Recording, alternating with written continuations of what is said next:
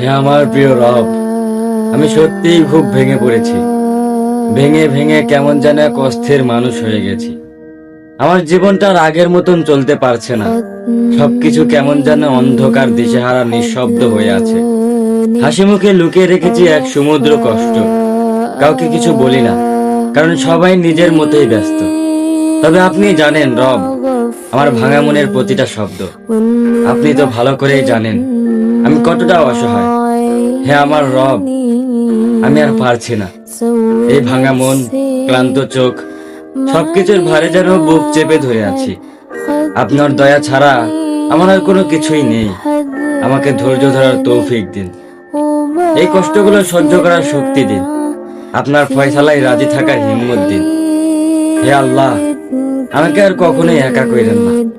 আপনি ছাড়া কেউই বোঝে না আমার এই নীরব কান্না। كل عيب تبقى